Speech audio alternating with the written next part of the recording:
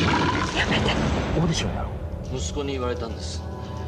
最近しょぼくれてるんで再婚でもしたがって。あさみ。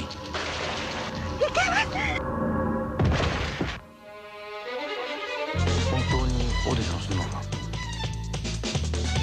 何もお前の再婚相手を探すためだけにオーディションするわけじゃないよ。山崎あさみです。俺はもう決めた。なんだ、あの女を見たのか、あの女の体に触ったのか。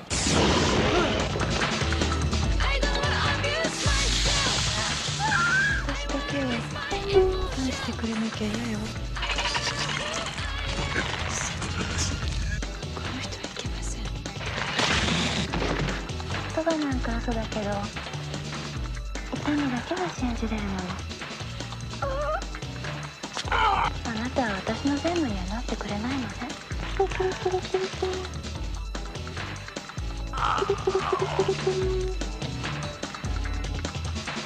足がなければどこにも行けないでしょ。痛いHello, everyone, and welcome to yet another episode of Heroic Purgatory, an Asian cinema podcast. My name is John, and with me, as always, is my co-host, Jason. Jason, how are you doing? Yeah, I'm doing fine, thanks. How are you? Fine as well.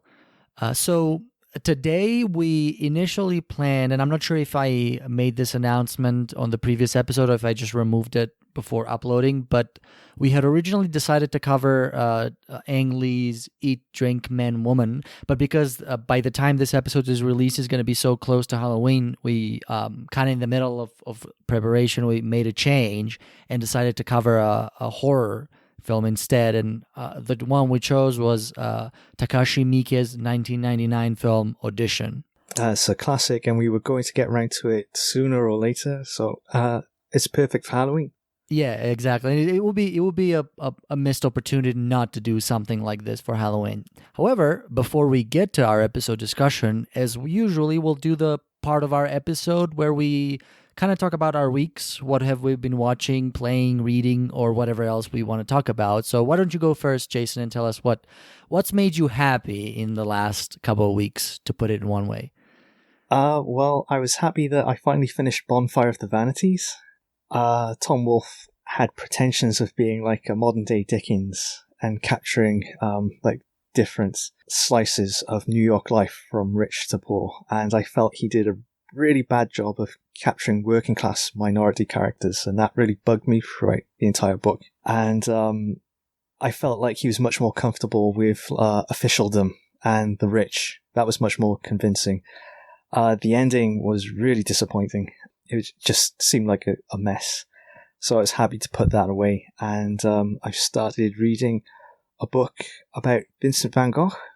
So it shows images of his paintings and also letters to his brother Theo. And reading his words and looking at his paintings, just really moving stuff.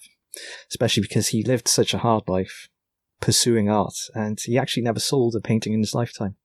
Oh, I didn't know that. I mean, I knew about his the hardships that he went through, but I didn't actually know. I wasn't aware of the fact that he never actually sold a painting. Yeah, I think Theo was probably the only person who actually had one of his paintings. It's just I felt like getting really close up with the images shows the genius at work. How his brushstrokes and the textures can evoke certain emotions. Sorry to backtrack a little bit, but just to getting, I had a question about Bonfire of the Vanities. When you said it didn't obviously I haven't read the film, the book, but when you said you didn't think it depicted the lower classes very well, did you get the impression that it was because maybe the author was too distant from that world, maybe that he never experienced that world? What did you think the problem was exactly? Yeah, he does not humanize the characters whatsoever.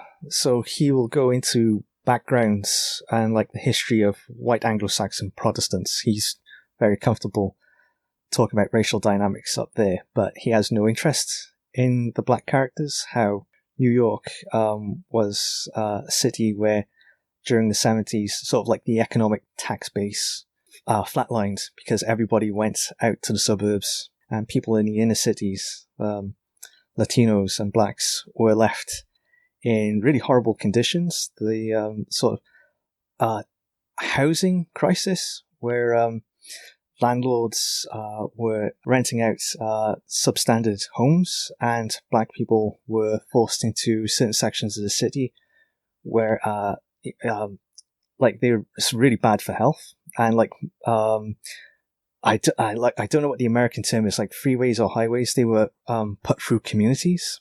The film, the Norton film, Ed Norton, the actor, he's in Motherless Brooklyn, and that deals with some of those subjects. But yeah, Tom Wolfe, I think he's from North Carolina, and he has a sort of distant view, perhaps maybe prejudiced, and so he does not portray the working class characters with much humanity. They remain a mob and animalistic to the end.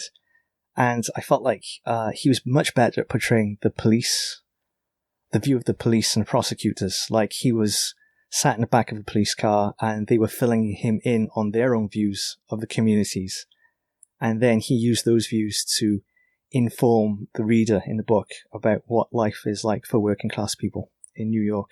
Yeah, I mean, that makes sense. And I've noticed that pattern of the outsider trying to peek in, and often it's a failure. And I'm not, there's, if you've ever read about writing or took a writing class, they always tell you to write what you know. And I'm not generally a fan of that. I think writers should be feel free to explore whatever they want, as long as they do the research for it. But I have found that sometimes it's just very hard for outsiders to really get inside a certain circles and portray their issues in a very relatable and realistic way. It takes someone with a lot of talent to do that. For example, to give an example of what I consider to be a failure was, I don't know if you saw the film that came out a couple of years ago called Three Billboards Outside Ebbing, Missouri. Yes. Woody Harrelson, Francis McDormand. Yeah, what was the name of the director? And he was also the writer. Is it Martin McDonagh? He did Seven Psychopaths. Yes, and he also did in Bruges, which is an excellent film. And even Three Billboards Outside Ebbing, Missouri, it was a very, from an objective point of view, was a very, very well written story with compelling characters and a compelling story and all that. And the acting was fine as well. But as a look into the American South, it was so off the base. It was a totally unrealistic portrayal of what Americans from that region would be and what their struggles would be. Even just the way they talked was so strange. It took you out of it. And someone who's lived in the American Midwest, actually, because Missouri is not exactly the South; it's more of a Midwest. And I spent a lot of years living in the Midwest. That's what I actually went to school. And okay. And it was a completely false representation of what the area is like. As good as the film was, from a more objective standpoint. So I understand. I sort of sympathize with your feelings for regarding Tom Wolfe's book. Yeah, he tried to be a modern day Dickens, and the difference between him and I don't know too much about Tom Wolfe's background, but Dickens actually experienced poverty in London. He was in a workhouse due to his father's debts, and so there's a lot more sympathy for characters at the bottom of society in Dickens' works. They often end up being the main protagonists in a lot of his novels. Absolutely. But anyway, sorry to diverge you from your list. You may continue if you want to. No, it's like the saga is over. I finished that book. Okay.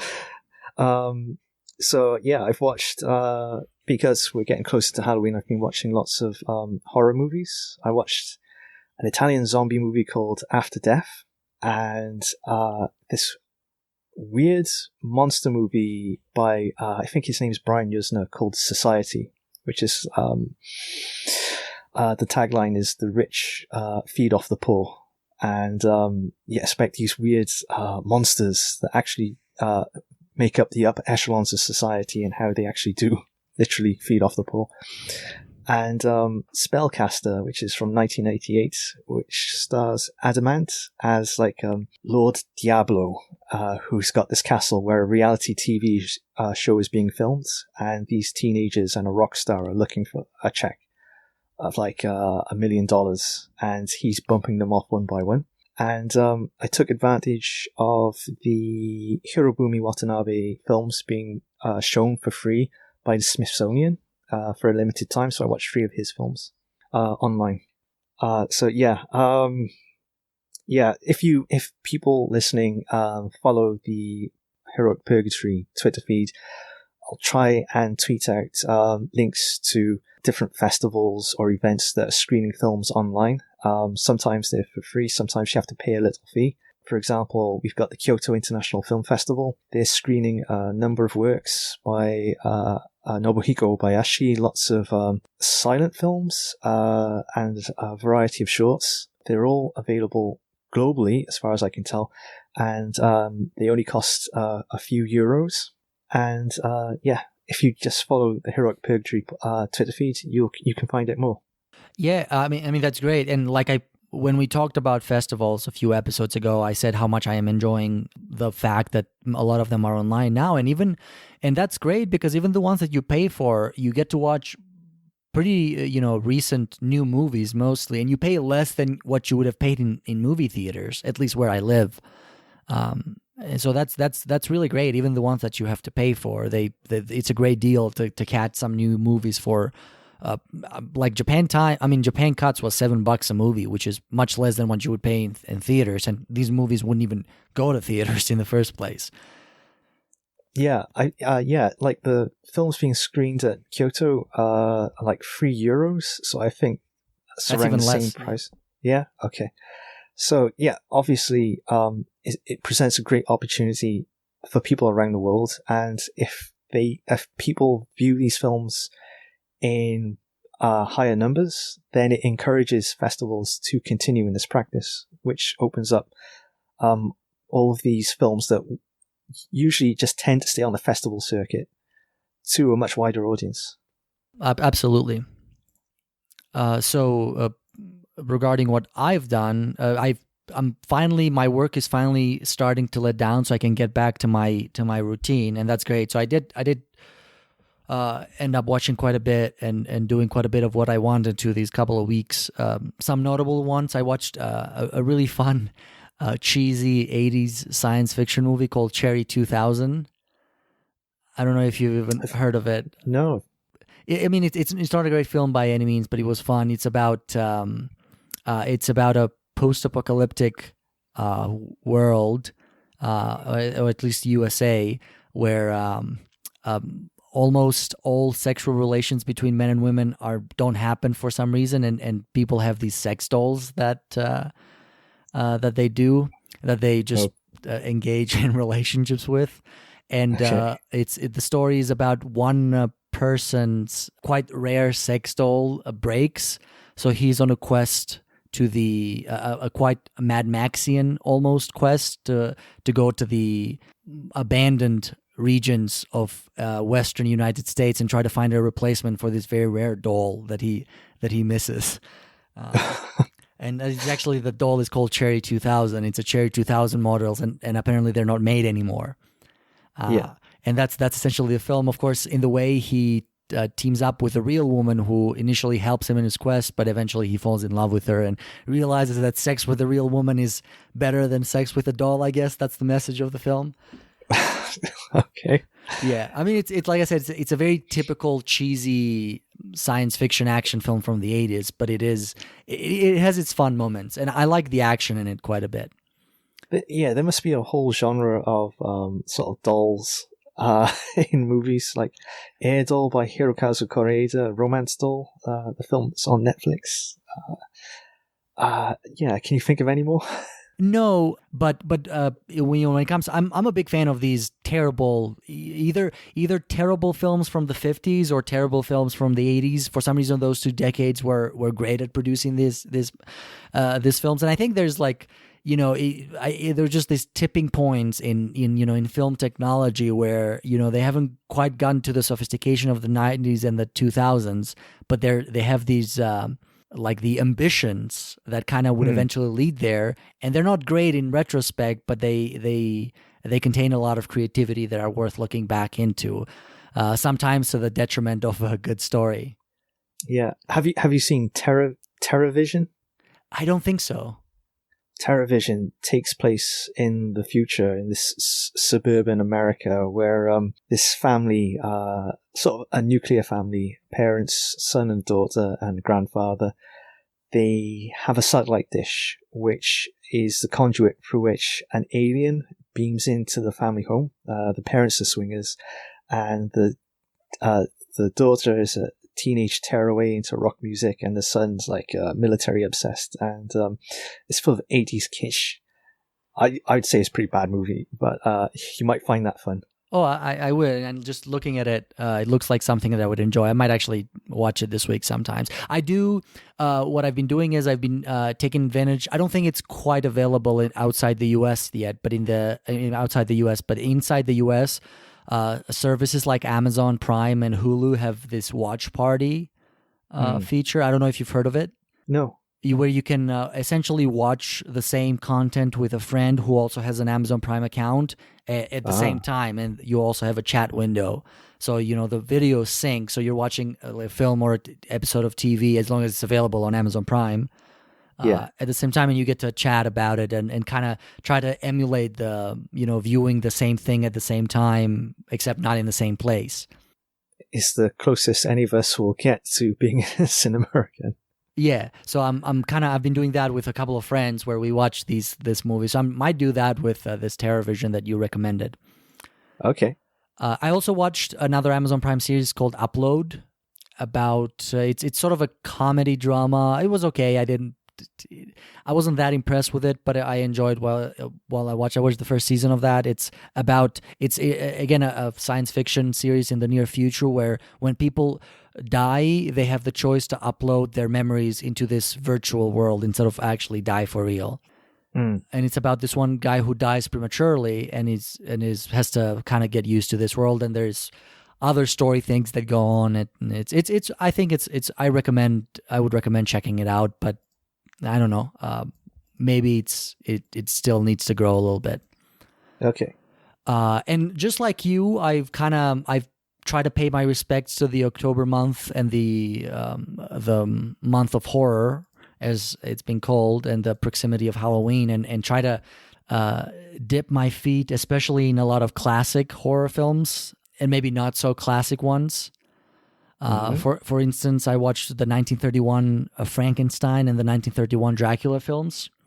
I definitely think Frankenstein was the better of the two. Yeah, it's Boris Karloff. Yeah. One thing, of course, the film has a lot of qualities which they have been talked to by a lot of people, written about by a lot of people, so I'm not going to go into that. But one thing that kind of struck, and I had seen these films before, so it wasn't the first time. But I like them. I enjoy them a lot. And one thing that I miss that films don't do anymore that they did up to the 80s is the use of painted backgrounds. Like, I realize it doesn't look as realistic as CGI backgrounds, which is the standard now, but that was never the point. They have this quality about them that adds to the style of the film, and I just wish that filmmakers use them.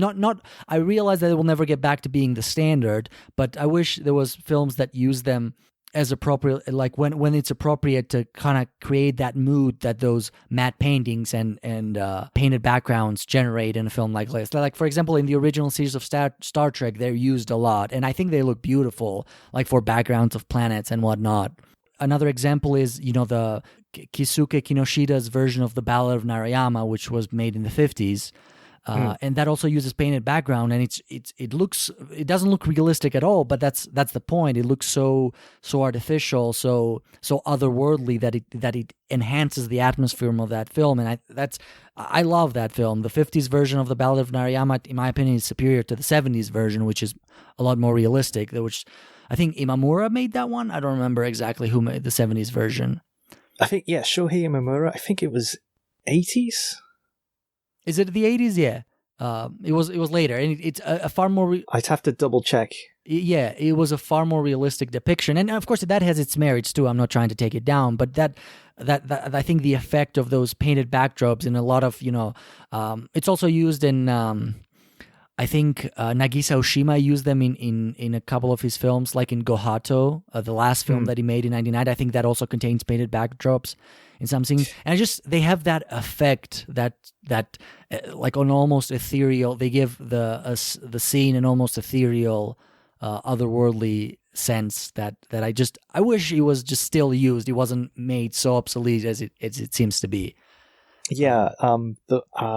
Maybe I'm misremembering, but the one painted backdrop that's sprung to my mind is in Nobuhiko Obayashi's house, where I think it's Kung Fu gets the bucket from the well, and there's a head in there, and it starts flying around, and it's a painted background of like a sunset. It was beautiful. Yeah. Oh, the Ballad of Narayama's 1983. Oh, okay. Yeah, that's good to know. But yeah, I don't know. Like out of all the qualities of the film, it just made me nostalgic for that particular technique. Yeah. I also watched Bad Taste, the first Peter Jackson film. What did you think? It was both brilliant and terrible at the same time. It's so cheesy, and there's some really obvious. It was made for very cheap, obviously, and it was just Peter Jackson and his friends trying to make a film. But there was a good scene. It's also very body horror-ish. Like there's a scene where some guy falls off a cliff and his head cracks open and a little bit of his brain spills out, and he takes it off the ground and puts it back in, and then he tries to tie it with his belt. And then he has another accident. The brain, the same piece of the brain falls out, and he accidentally steps on it, so he can't put it back in. So he just grabs a piece of brain from an alien and uses that to fill in the gap in his head. Yeah, I'm just remembering the lawnmower scene at the very end. Yeah, so I actually the final 20 minutes of that film are really worth watching. They're really well made. And you can see and like it's some parts it's cheesy on purpose, but you can see the talent of the director that would eventually show itself in later films. So and I also watched a TV documentary series on Amazon Prime called 100 Years of Horror by Christopher Lee, narrated by Christopher Lee, and it's a documentary kind of narrating the evolution of horror and the different horror types from the inception of cinema to modern day. Well, the series was made in the 90s, so I guess up to the 90s, but it's very fun to watch, and it's very informative too. It mostly, for some reason, I guess it has it airs towards low budget horror, and it mostly old horror, so it rarely ventures into post 80s era, but it's I've enjoyed it. I recommend watching that. It's free on Amazon Prime, so and it's fun to hear Christopher Lee talk about his experiences when he was making a lot of horrors in the 50s and 60s and 70s.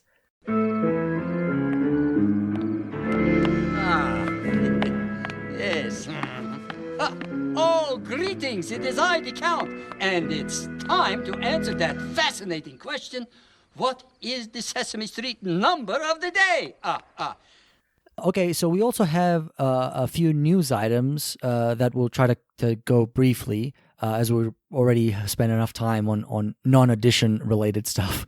Park Chan-wook is directing his next film, which I'm excited about. He's one of my favorite filmmakers. I looked at this IndieWire article that I've linked here, and apparently it's a murder mystery that he just started shooting, so it's probably a 2021 or maybe even a 2022 release. Is it a mountain accident, like a wife suspected of something? Yeah, something like that. And you also had here something about a couple of festivals, right? Or a couple of releases, Jason? Yeah, Raindance Film Festival. By the time this podcast goes live, it will almost be over. There'll be a week to go, but it's gone virtual, and some content is available worldwide, and it appears all the films are free to view, but there is also an option to donate money to the festival if you want to. And also, there's going to be a release of a film by Shinya Tsukamoto called Gemini, and it's adapted from an Edogawa Rampo short story called The Twins, and it's a historical horror movie set in a Meiji period. Has lots of sibling rivalry and murder involved. And actually, Gemini was shown at the Vancouver International Film Festival in 1999 alongside Ring 2, Shikoku, and Audition, which is a nice segue into the movie we're going to talk about. All right. So, like I mentioned in the beginning, the film that we're covering today is Audition. Why don't you start, as usual, Jason, with giving us a plot summary of the film Audition? Okay. So, Audition is a 1999 film based on a novel by Ryu Murakami and directed by Takashi Miike. The story concerns a man looking for love. Following the death of his wife Ryoko, documentary producer Shigeharu Aoyama has raised his son Shigehiko alone. The two live happily enough together, but when his son suggests that he should remarry, Aoyama decides that it's time to look for a new wife. His friend Yasuhisa Yoshikawa, a film producer, suggests the perfect way to meet women, an audition for the part of a female lead in a drama that will likely not get made. Despite some misgivings, Aoyama agrees to the scheme, and a casting call is held that attracts many applicants. Aoyama discovers amidst them all an ex-ballerina named Asami, and falls head over heels in love with her. After a few dates, it is clear that Aoyama is increasingly infatuated with her shy and fragile nature, as well as her beauty.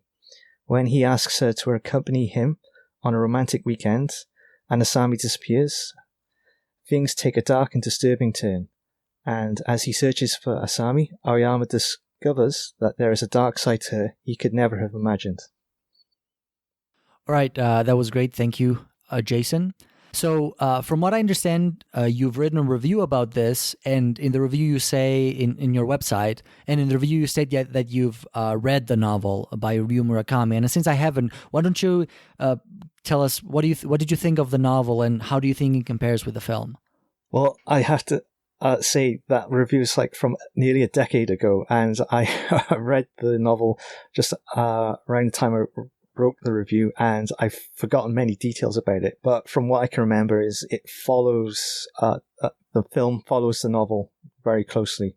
Yeah, I'd be curious to read this novel because I haven't, and I couldn't find it in my local library. But I've read other Ryu Murakami stuff. Yes, Coin Locker, Babies, and Piercing, and In the Miso Soup. So 4 of his novels are in my local library, and I read them all, and I struggled to remember much about them. Yeah, I've mostly got my hands in his couple of collections of short stories, like I remember there was one called Tasteless Japan or something like that. Oh, I'm not sure. I don't remember exactly the title of that collection, but I thought he was a very talented writer, and I can sort of see the themes that are in Audition and also those other stories. I get the impression that the way, at least in the work that I've read, his treatment of feminism and other social critiques of Japanese society are a little bit more nuanced in his writing than what I gather from Audition. But I don't know if that's true if that holds true also for the novel Audition. So we can get into that. But I suspect that I would enjoy it if I could get my hands on the novel. And I think his writing style, at least the translations that I read, are very accessible to Western viewers. That's not always true for Japanese authors. Sometimes it can be a little bit, like for instance, Yasunari Kawabata, which is also a Nobel Prize winner, an excellent author, but he's not very accessible to Western viewers. He's a very, for lack of a better adjective, a Japanese writer. Do you find like it's too dense to get into? Not necessarily dense, but it's a different structure. For example, in the West, we're used with the Aristotelian form of storytelling, where there is a rising action, a climax, then a falling action. But traditional Japanese storytelling does not necessarily take that form. It's more level. It's more descriptive. More. I think someone in one critical work that I've read, someone used the term mono no aware, and which I think roughly translates to the state of being, or the state of things, or the beauty of things. And that fits very deeply into Kawabata's style of writing. And a lot of traditional Japanese writers, but I think maybe more modern Japanese writers have kind of adopted the Western convention, at least a little bit, or maybe a lot of them, like someone like Haruki Murakami, for instance, who shares the last name with Ryu Murakami, but I don't think they're related at all, have kind of mixed the two in a very clever way, where it sort of adopts certain Japanese styles, but present them in a way that are very accessible to Westerns. And not that they have to. I'm just, as a Western reader, I'm very appreciative of that, coincidentally, but I'm not saying that Japanese writers have to adopt that or else we won't read them. I mean, they can do whatever, they think it works best for their stories. But I think Ryu Murakami, to put a cap on this topic, is worth reading, is very accessible to Western readers, and I'm probably going to try to seek out. I already requested the novel Piercing. I haven't read that from the library because that was available, and if I can get my hands on editions, I'm going to try to read that one as well. Okay, so then, when was the first time that you saw that, and what did you think? What did you think when you first saw it? I think the first time that I saw it was around the time of the review, so that would have been 2011. Although the DVD edition I've got is from earlier, so it's possible I saw it before then. I went into it blind. I think, from what I understood of Takashi Miike, and that was my first. That was the first film of his that I actually watched.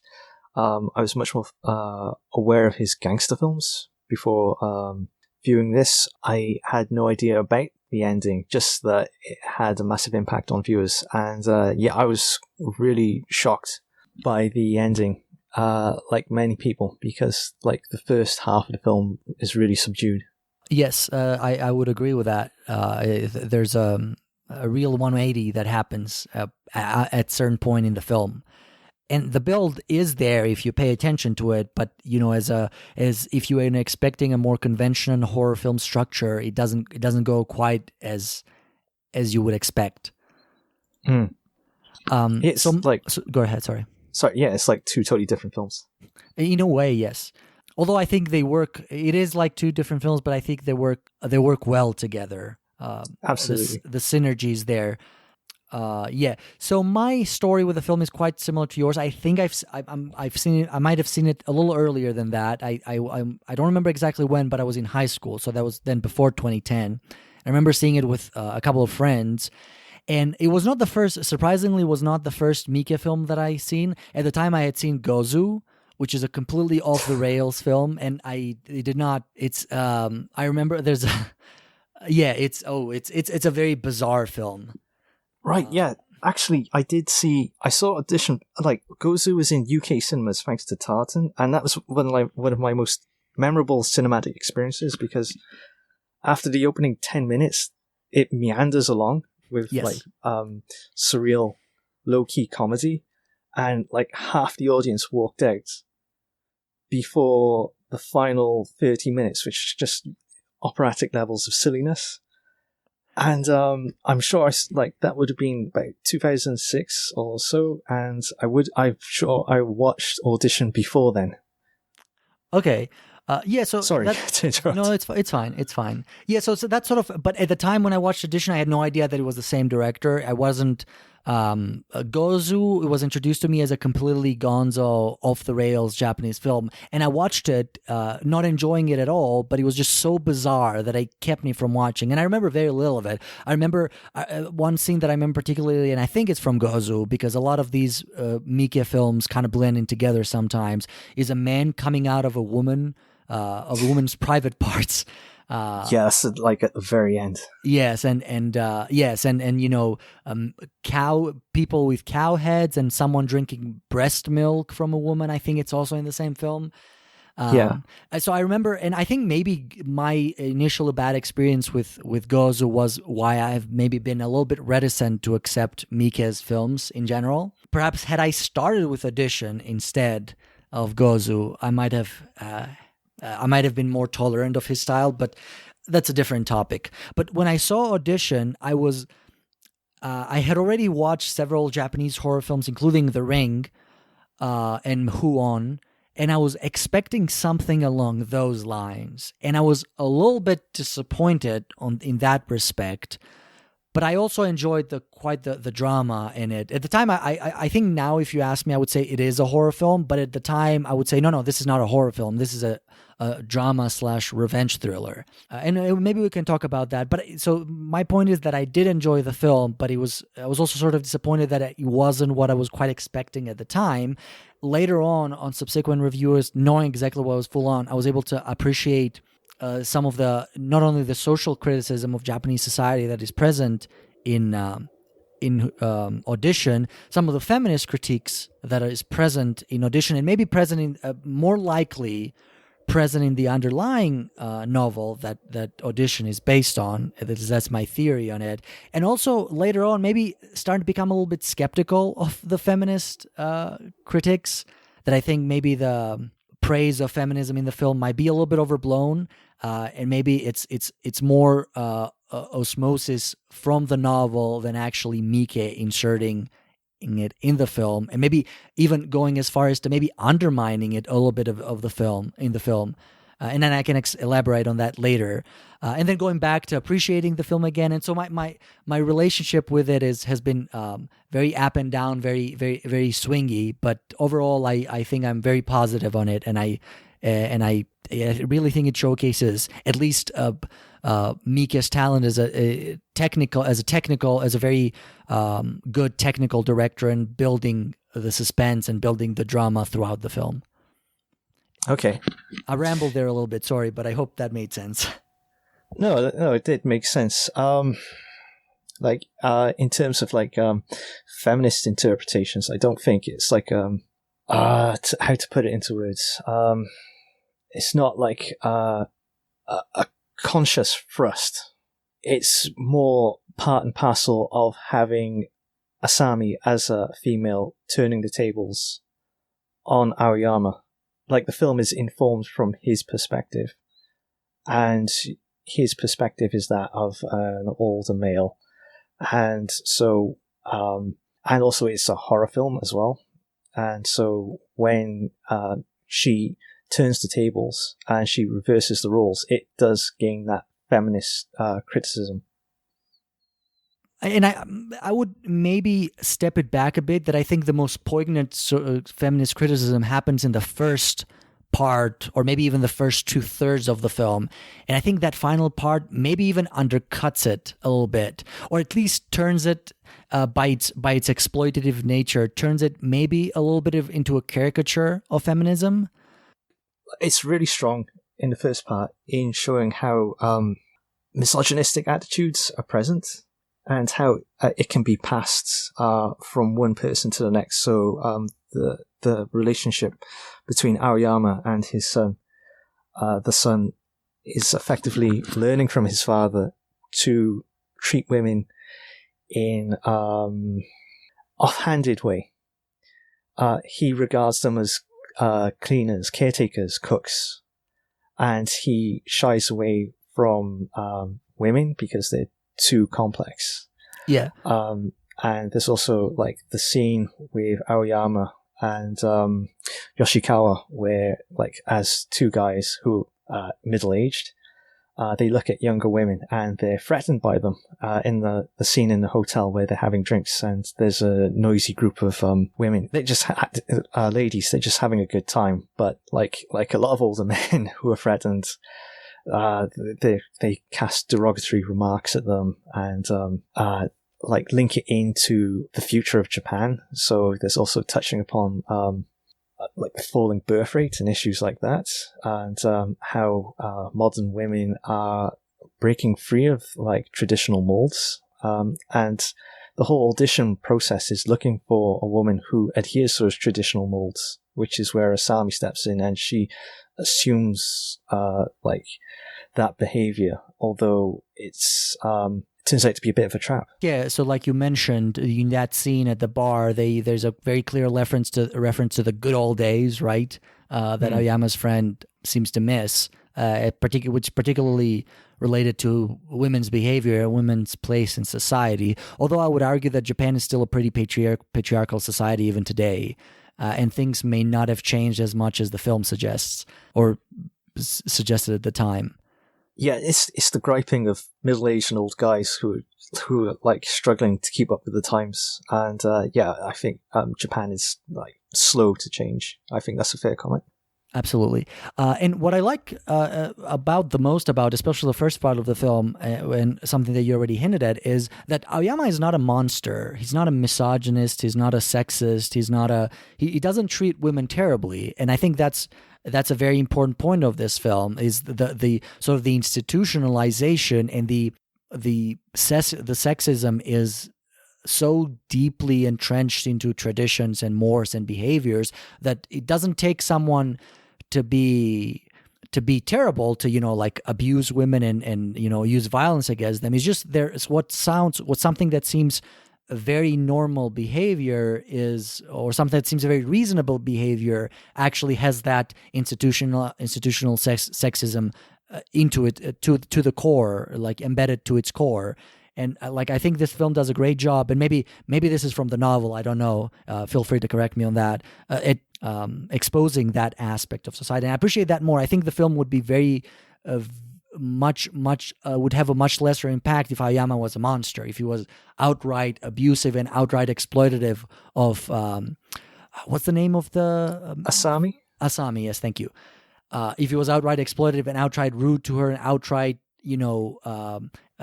forthcoming about being only interested in sex or being only interested in taking advantage of her, but he isn't. And that sounds, on the surface, that sounds like a very noble thing, but the sexism is inherently present in that surface nobility that he exhibits.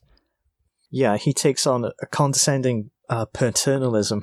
Like Asami plays up naivety and childishness, and he responds to it very favorably. And he has no problem objectifying women.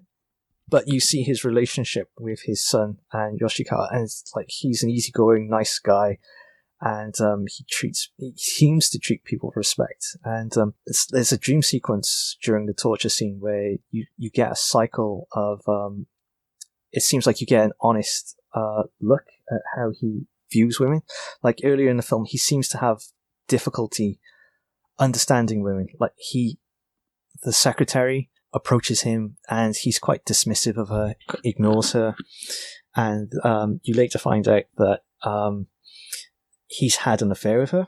And that's quite obvious from their first interaction. Like, you don't have to wait till that scene. She's looking meaningfully at him. And then it's revealed. And also, like, when he's with his housekeeper, he blithely ignores her as well. And even though she seems to want to have a meaningful conversation with him, so he does seem to have trouble dealing with women as an equal human being. Yeah, and it's very subtle. It doesn't. You could.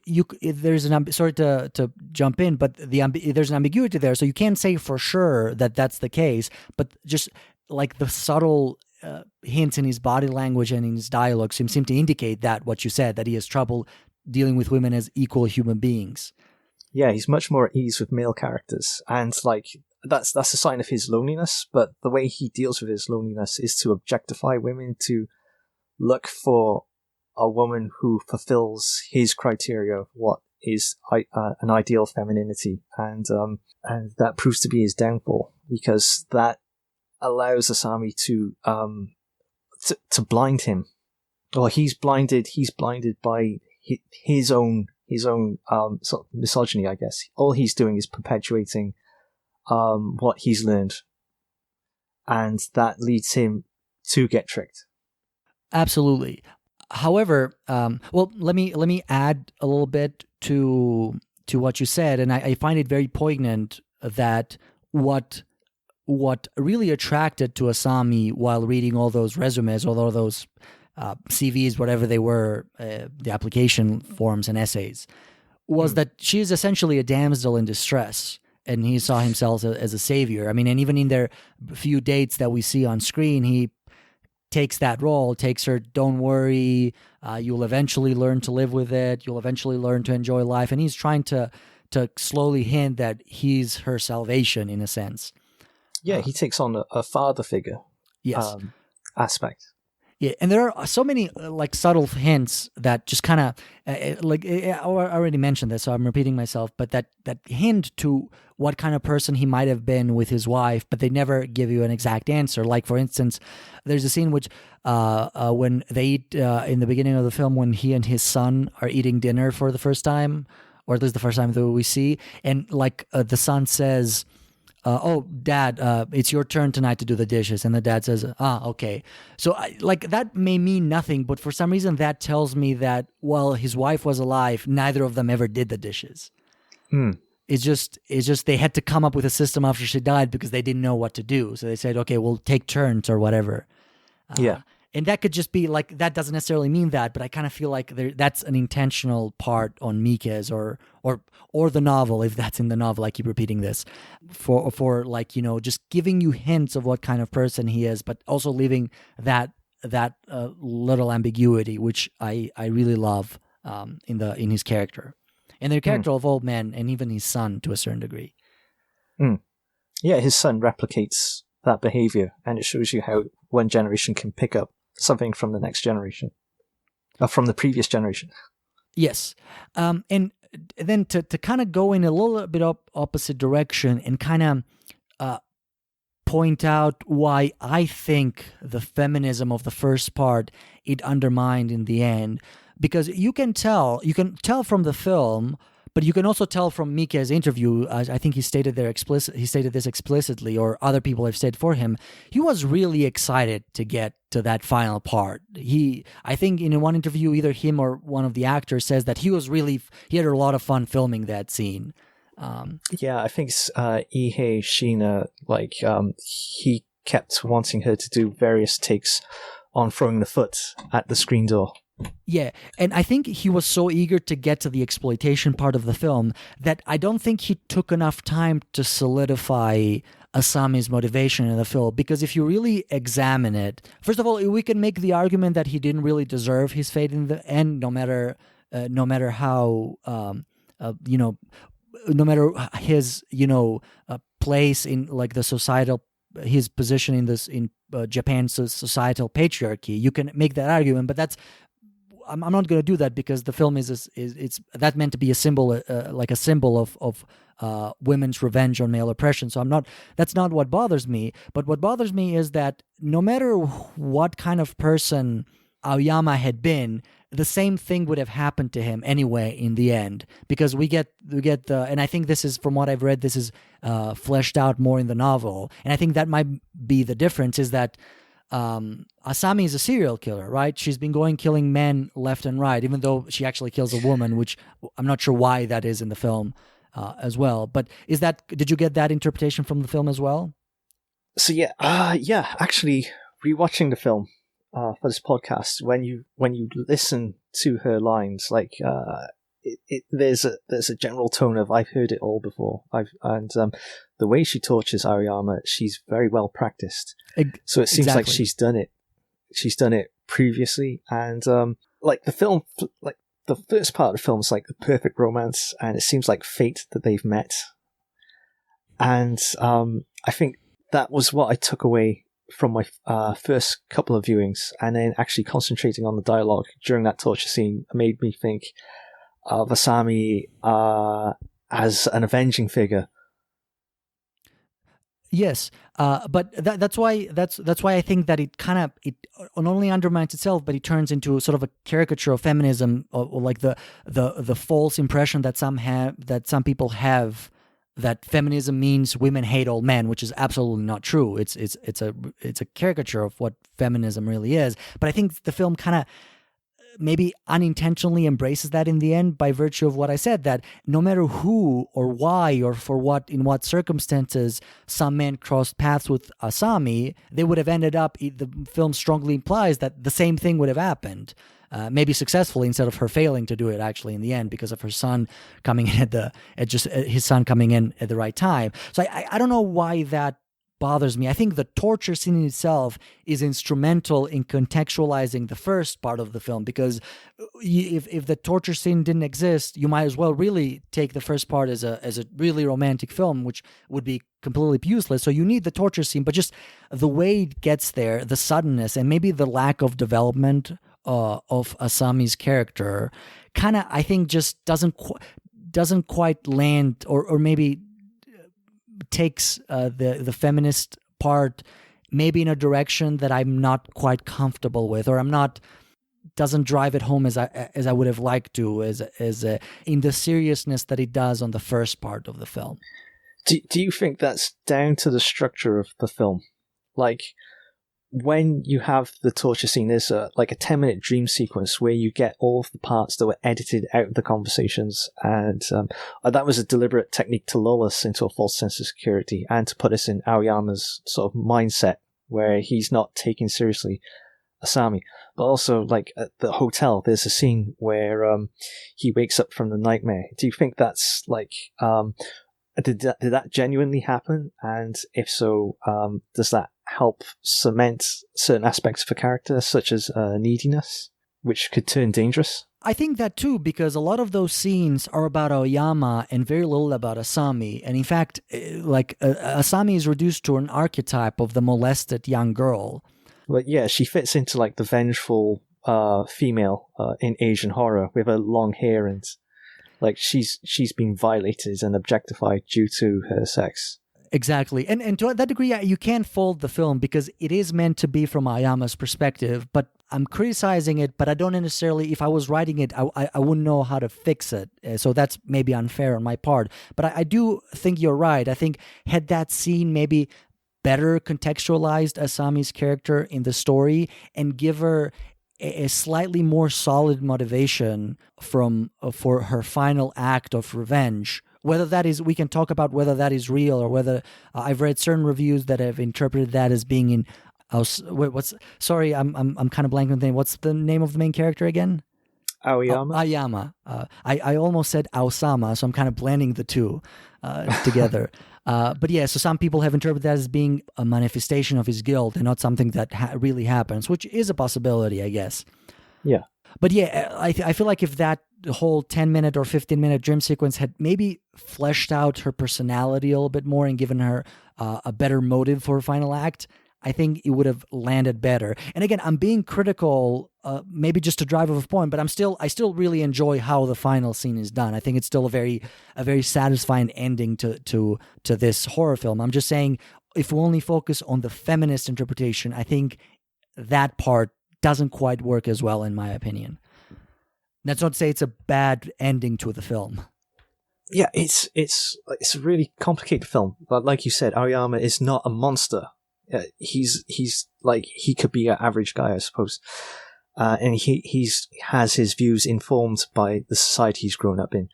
And that's the point. He is an average guy, and that's what's wrong with him. And that's, yeah, he is a mirror or a representation of a larger problem in Japanese society and in the worldwide society. Japan is not alone in this problem, certainly not. No, the conversation between him and Yoshikawa at the hotel, like, I've heard it in my own personal life. And it just comes with age and insecurity. Yeah, I think most males who have been at a bar at one point or another, at least in the West, have heard or been part of a similar conversation, whether intentionally or unintentionally. And Asami is a victim of this society directly, with the abuse that she's had. And again, you do feel like she's not a complete monster because you do sympathize with her. Absolutely, yeah, you do. I just wish that part was a little fleshed out. But yes, if you really break down and analyze the film, it does get the point across that she has suffered. Yeah, it's like, this is because it's from Aoyama's perspective. There's a lot that's cut out, and so it can feel like the foundations of Asami's character aren't firm. But that's like the experience he's going through.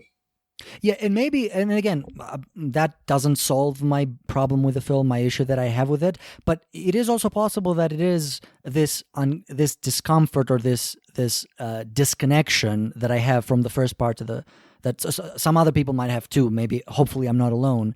But maybe that's a feature and not a bug. Maybe that's part of the complexity of the film. Maybe it's part of the mixed feelings that it should make you feel, that, you know, to put a kind of learning moment, to attach a learning moment to it. It's, you know, if we don't change as a society, what happens if we push some people too far might not necessarily make sense and might not seem justified, but it still might happen because people are not necessarily rational beings and may just snap at any moment.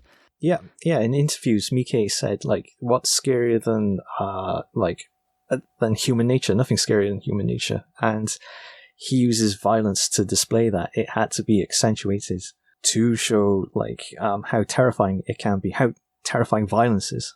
It is a very complex film, and the fact that it kind of makes you want to think about it and makes you want to take each, you know, scene and break it down and see how it fits into the whole, I think it's a true testament to Miike's talent in this case. Yeah, this film will remain far more relevant as long as there are differences between men and women than like 90% of horror movies made. Yeah. Would you say this is Miike's best film? The precision with which he directs everything, like he makes like the perfect love story at the start, and it feels like genuine and honest, and Aoyama's sort of happiness and joy, and also the blind spots that being in a patriarchal society and objectifying women create, you know, those are perfectly engineered to lead into the horror part of the movie, and that precision you don't see in many other of his movies. And I think because it's so complex a film, there's so many different readings, you can watch it over and over again. Yeah, I think it's one that has like all the themes, the story, and the direction to be his best.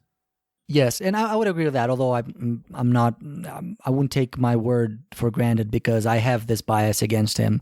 Mostly because I do think he relies too heavily on the exploitative.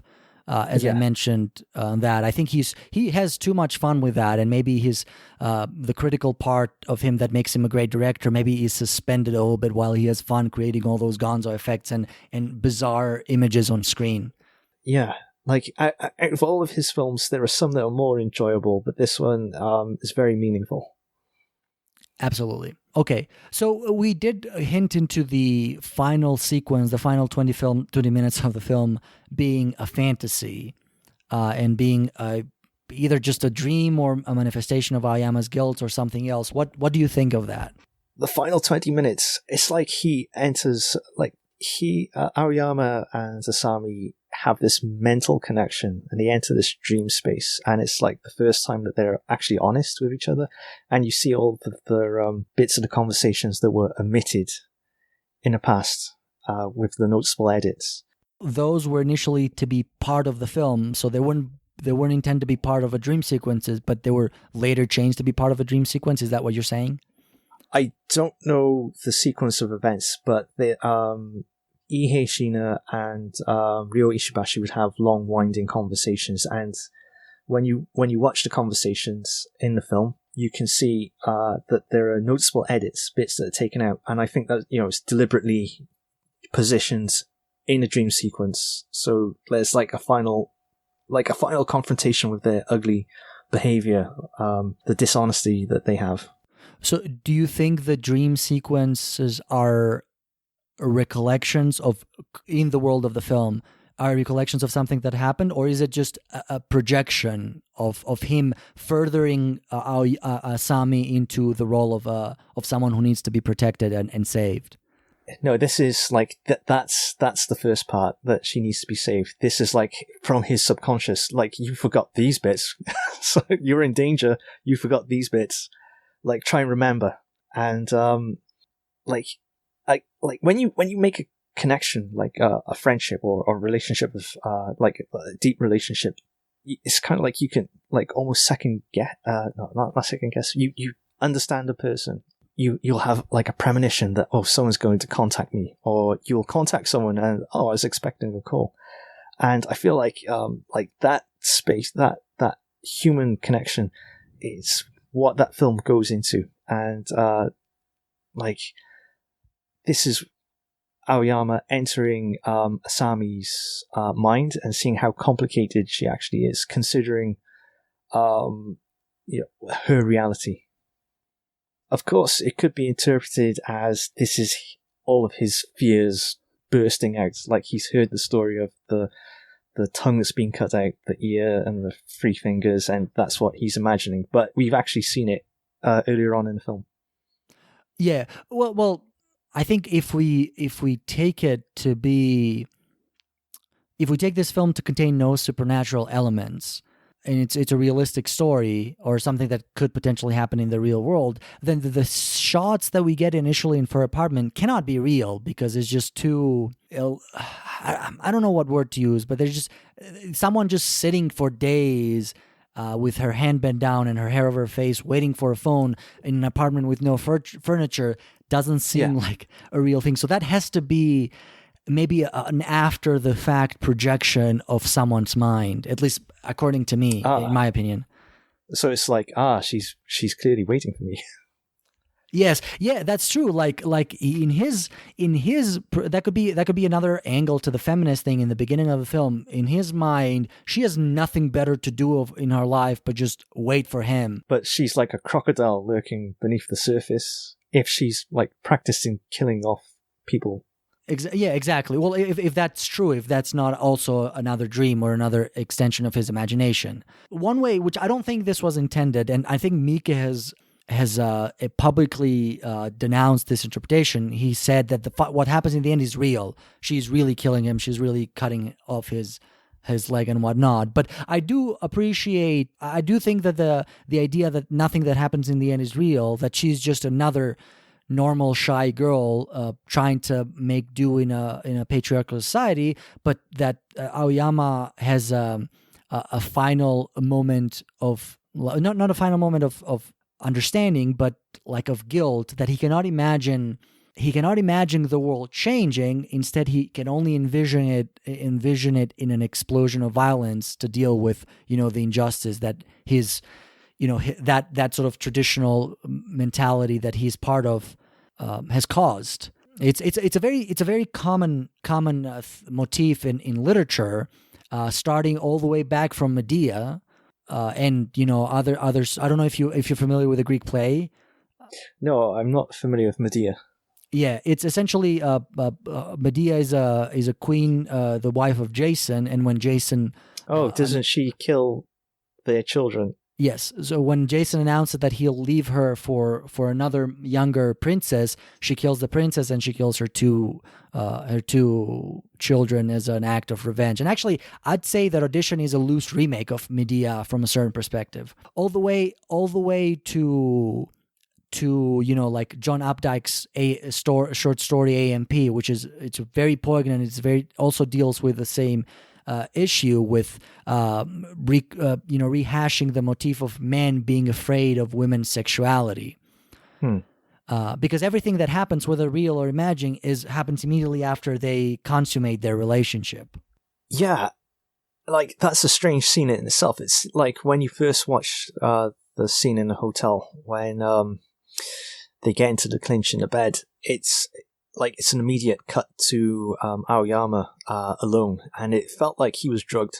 Yeah, when he answers the phone. Yeah, he's so groggy. Yeah, I thought of the same thing. And again, it's the same thing. We're not certain that that's the case, but there's a strong reason to believe that it is the case. And then you get that scene in the dream sequence where he and Asami have that sort of heart-to-heart in the hotel room. And yeah. I like Miike's reading of the film, which is that it's a romance of these two desperately lost souls who are like really lonely, and they've made that connection, and like the way they see the world and express themselves is very different. So like Aoyama is that traditional patriarchal figure, whereas Asami's like her personality has been warped. So violence and love are the same thing, and like she wants so much love that she's willing to debilitate her partners. Oh, but I thought, I'm not sure I buy that interpretation, because the way I think the film presented it is she was setting that trap from the beginning. She wasn't really trying to get to know him, or so she's like the crocodile lurking underneath the surface of the water. Exactly. Yeah. It seems that she was just waiting for the right moment. It's not that, she was, planning things out. It was just when the time was right, she jumped and did what presumably she was doing with all the men in her life after a point. And also, was she trying, let me think. Do you think she was trying to kill him in the end, or do you think she was just trying to put him in a bag like he was doing with that other guy? Because that was part of his dream, right? Yeah. That he like how he would know about the bag is anyone's guess, but obviously hearing, like, we see the bag early on in the film before he hears about the mutilated bar owner and the disappeared music executive. Perhaps that's his imagination, and that's what he's anticipating for himself. Yeah, I mean that's entirely possible, but again, my understanding, which is where I disagree with Miike a little bit from your statement, is that she was just seeking revenge, not love or companionship, even if in a twisted way. I have a hard time seeing that at the final scene. I think it loops back to what we were talking about earlier, which is during the torture scene, like everything's so practiced and she's so confident doing it. Yeah. Like it's a routine she's done before. Yeah, maybe her understanding of love is the satisfaction that she gets from performing those acts and doing that act of revenge, I guess. Yeah, the physical attention that she got was always negative, and it was linked with pain. As I think it was her stepfather, Renji Shibashi's character. Yeah. And again, that's all from the dream sequence. We are not certain that any of that is true, although I think it's more likely that it is true than not. But I do believe there's a supernatural element to it. Like, you do get sequences where Aoyama's dead wife is sort of like gazing upon him, sort of like warning him at points. Yeah. And he does seem to get premonitions about bad things. Yeah, which adds another layer of complexity, I think, because, if she's a woman, she's probably has been subjected to his prejudices and his objectification already, and the fact that she still wants to warn him, I think, adds an extra layer of complexity in the film. Yeah, I suppose it's like his desperation for love is to replace like a great amount of love that he had experienced with her. Yeah. Also, one thing that I kind of want to clear up and also get your thoughts on, because I saw this I read a bunch of reviews, and one thing that I think a lot of people missed about the film is that and this was present in a lot of reviews that I read, was that the audition was not fake. The producer had all intentions to make the film if there was funding. So I just is that I'm not wrong in that, right? No, that was my interpretation as well, that they repurposed a documentary that Aoyama had worked on, and that there was a slight chance it would be made. He was looking for investors, and like they were actually holding scripts. Exactly. So yeah. Like the process was underway. I can't imagine that anybody would actually just hold a fake audition and risk their job. No, exactly, and I think that goes back to our assessment that adds to the complexity of the film, that Aoyama is not a monster, and I think that would have been just too much into that direction to hold out an outright fake audition just for the purpose of exploiting this girl. I mean, the audition was real, provided that they had funding for it, and of course, it turned out that they didn't. But it wasn't a total ruse, and I saw a lot of people kind of miss that part. So I just kind of wanted to set the record straight on that end. Yeah, like it's a genuine project. They're just being predators and looking for a perfect wife candidate. Yeah, during the process, trying to hit two birds with one stone, I guess. Yeah. Also, I wanted to get your opinion on something. When you get the radio adverts, looking for tomorrow's heroine, and you get that first shot of Asami. That's actually the child and not the adult. Yes. So there's like throughout this film, there's this duality with Asami where there's like the innocent child and the abused adult. Yeah. And of course, that's a stylistic choice on behalf of the director to try to juxtapose the two images and to show that Asami is still living, still lives with the consequences of what happened to her as a child. Yeah. And it's also part of what I said earlier about, whatever shots we get into her apartment, they don't seem very real. They seem like they're like someone's imagination of her. And that just could be, an after the fact projection of Aoyama's mind after he's learned about Asami's truth. Like, for instance, when because that's the commercial, the radio song or whatever, that's the casting call, right? Yeah.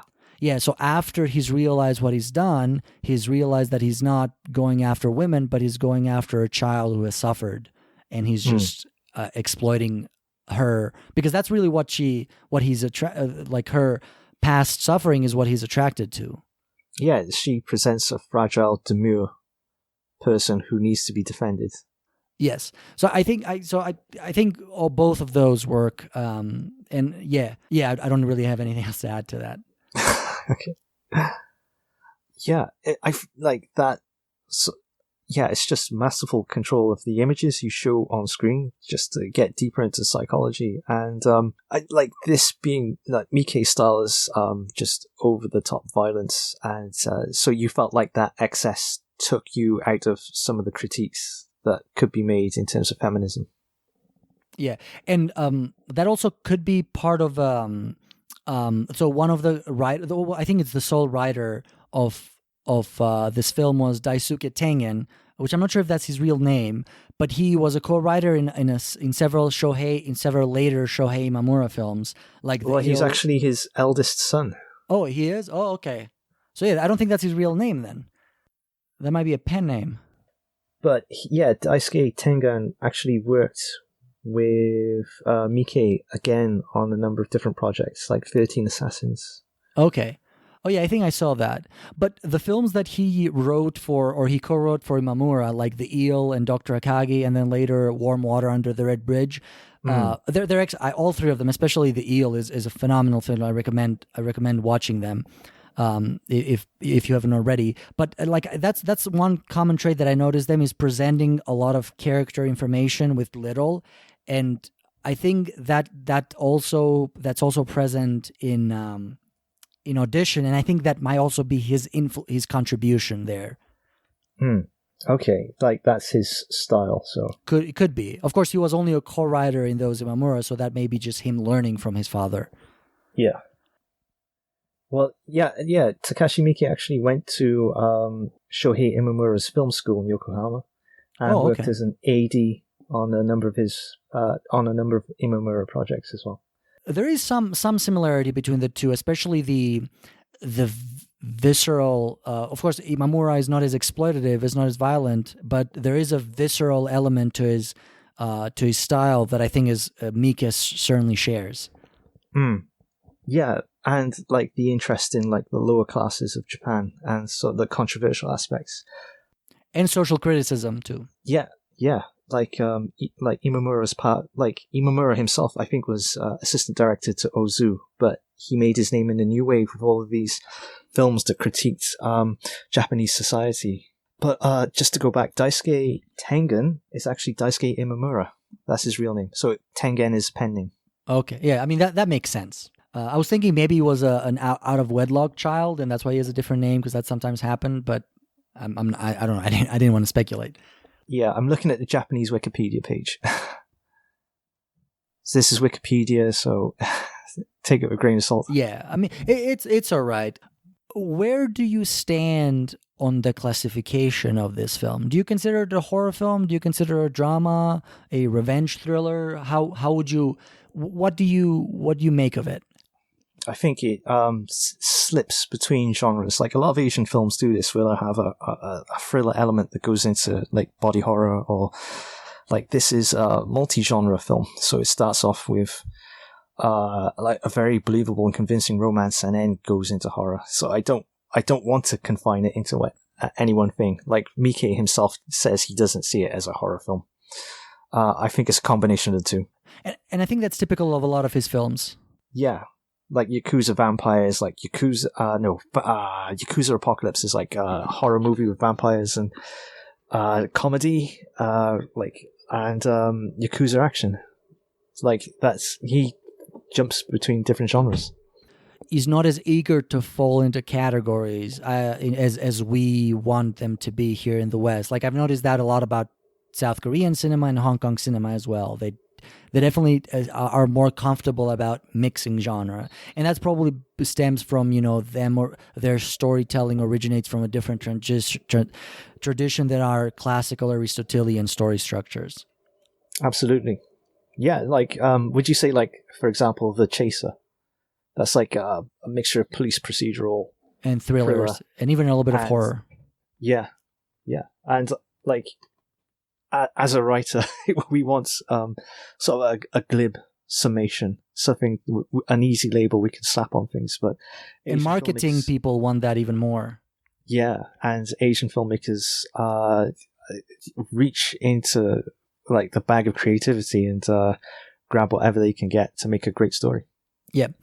However, that being said, to kind of round up to something I mentioned at the beginning, from a marketing standpoint, I think this sells easily as a horror film because of the structure and how it builds up to the final scene is very reminiscent of a lot of horror films, and some of the stylistic choices that Miike makes, like the fast cuts and the cuts that kind of resemble jump scares in a way.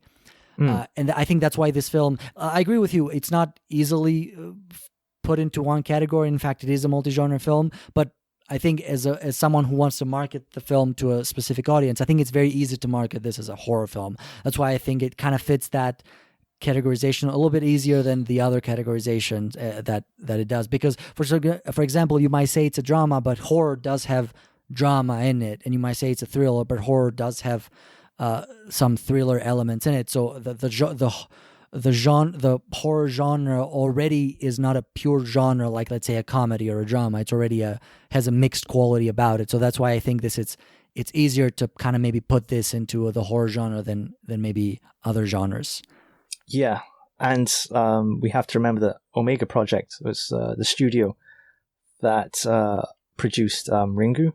Yes, they wanted a follow-up film, more horror films, but one without a ghost, apparently, and this is the film.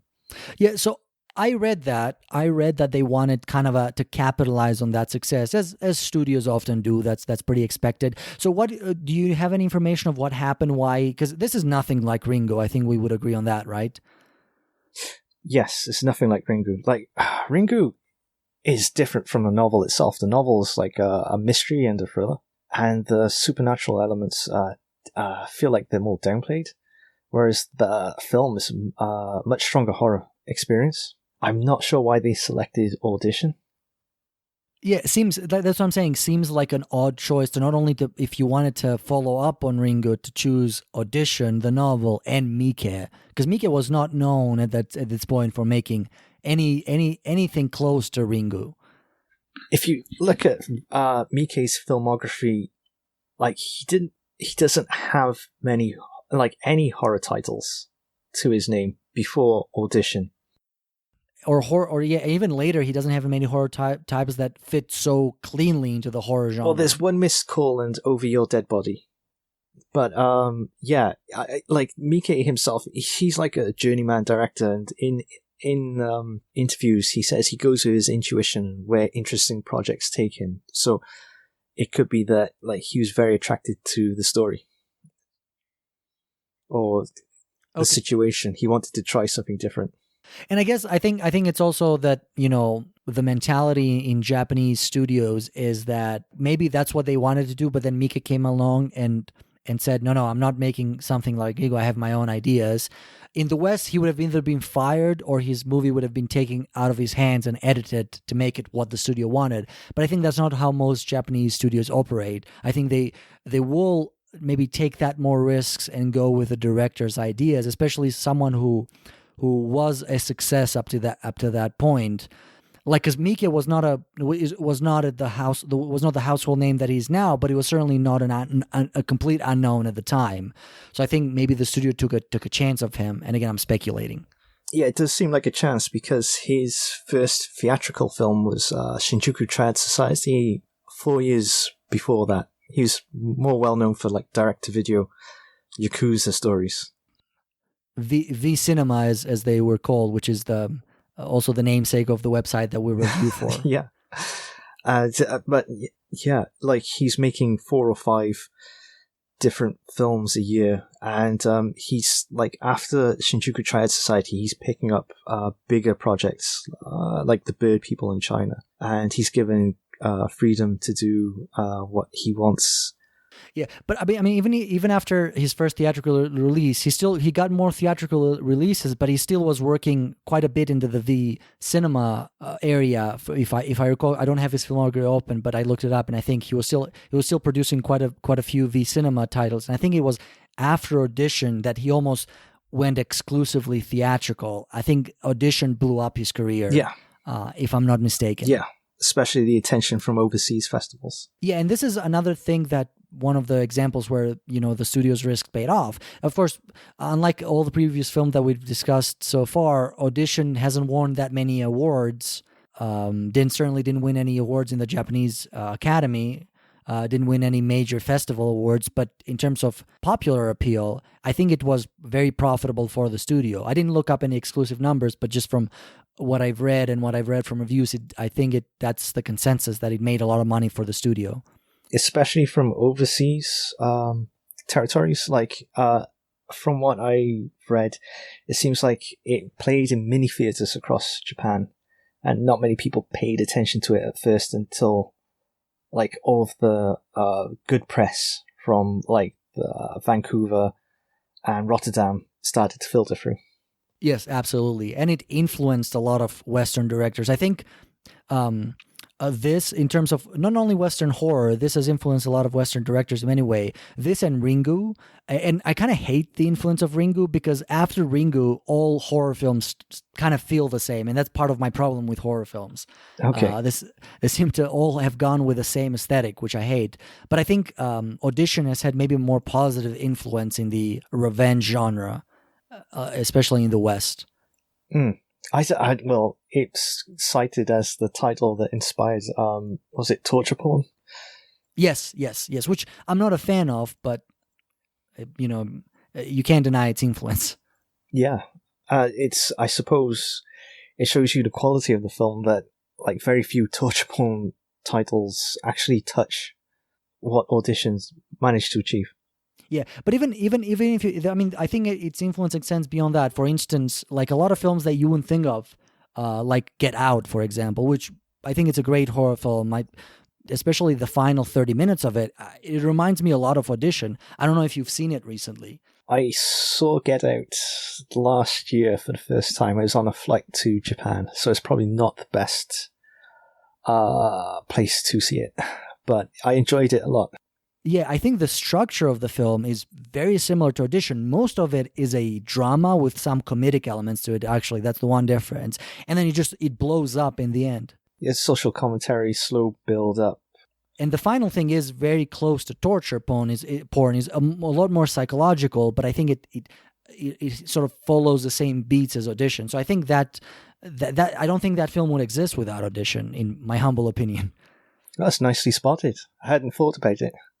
Yeah, and like even my point is that even films that are not outright torture porn, they have elements about them that I kind of either directly or indirectly are influenced by Audition.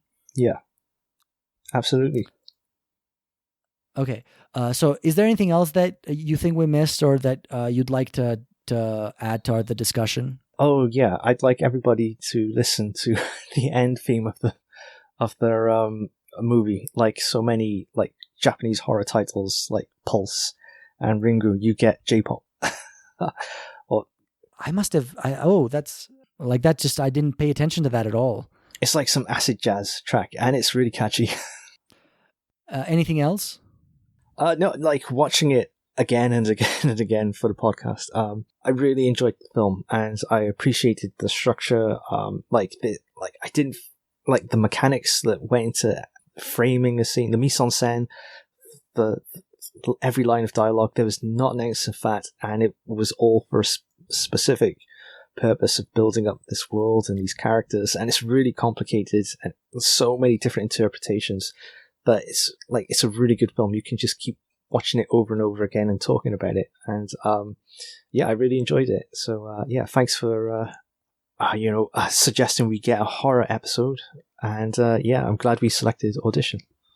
Yeah, and I think that's a testament. It's a testament to any mystery story or a story that relies on a twist or a reveal at the end, as this does, that you can watch it multiple times in the span of short time, and it doesn't feel like, oh, I already know how this is going to end, so I'm not interested anymore. At least for me, that doesn't happen with Audition. When I'm not interested in what's going to happen immediately next, I am grabbed by like you said, by Miike's presentation of things and trying to catch all the details and things that actually make more sense upon a rewatch. Yeah, watching this film over and over again, like I found so much depth to it, especially like experience in life and learning more about sort of misogyny and like in the era of Me Too, this is a very relevant film that you can put this on and you can show like how systemic misogyny, I think that's a term, can influence people and affect people's lives. And I really enjoyed looking at different aspects of Asami's behavior. So maybe she's not a love-struck woman. Maybe she's a predator. And that's really interesting to think about. Most people, including myself, after a while, the only thing that you remember about this movie is the final scene. Does that happen to you as well? No, I remember a scattering of different elements. For example, like the audition scene itself, which is really good comedy.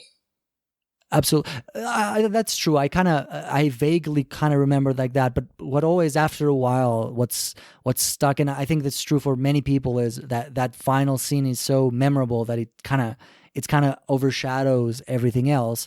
And I just want to say that may be true. It's a well-directed scene, but don't dismiss the first part of the film, because I think the meat of the social critique is there, and it's very subtle and it's very nuanced. And I think it's worth examining it, even though it's not as exciting, or I'm not sure if that's the right word, as visceral as or as talked about. Is talked about as the final 20 or 30 minutes of the film. But whenever anybody talks about horror movies, Audition's always brought up, and it's always like either people directly or allude to the final scene. All right. Yes. And that's all I wanted to say. Can I also just compliment Jun Kunimura's performance? Like, I loved his facial expressions during the audition scene, where like Aoyama is sat in front of Asami, and the camera does that slow push in on him, which shows you like his growing infatuation, and Jun Kunimura is like sat to his side, looking perplexed at how deep into the paint Aoyama has gone. Yeah, and also Asami just, she wasn't a very experienced actress, but there's just something about her that like radiates horror, radiates like the pain that she's gone through, either the pain or the fear-inducing atmosphere that she just has at the end. Yeah, that Ihei Shina's, I think that was like her first major performance. Something like that, yeah. Yeah, prior to that, she was a Benetton model. Okay. And she plays it straight. She doesn't overdo anything. And I like that sort of placidity is key to many different aspects of this film, because you're like Aoyama, you're constantly imprinting your own impressions, or Aoyama's impressions are being imprinted on her. Absolutely, and she does that so well. Yeah, and then she turns and it's like a much more mature woman. Unfortunately, I'm not familiar with her as an actress. Did she have what was her career like after this? Do you happen to know? She's appeared in a number of horror films, splatter films by Yoshihiro Nishimura, and actually one of them's available on Amazon Prime in the UK. I can't remember the name of the title. I'll have to look it up. But yeah, it's mostly been horror films like Hell Driver. Meatball Machine Kudoko, I think, is the name that's of the film that's on Amazon Prime. So, and she's also appeared in a Takeshi Kitano film, Outrage, and it was a bit part. So she hasn't been very prolific. Okay, I think her. I mean, it's unfortunate, but it kind of makes sense that she would be typecast after something like Audition. It's just what happens. Yeah, she has a noticeable role in Hell Driver. It's just like a 2-hour zombie epic, full of blood and guts. All right, so that was our discussion for the movie Audition, directed by Takashi Miike. I hope you enjoyed it.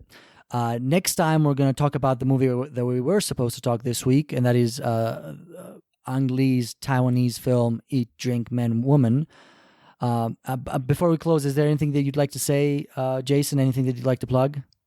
I suppose please visit our blogs and V-Cinema Asian movie review website. And, if you're listening to this, you're probably already following Heroic Purgatory on Twitter. So, feel free to interact with us. Yep. And feel free to send us a message. I have there is a contact us form on our website. So if you have any questions, feel free to comment on the post on the website if you want. Whatever your thoughts are, and we might even read them online if there's anything that adds something interesting to the discussion. Otherwise, I hope you all stay safe, and we'll see you on our next film. Have a good time, everyone.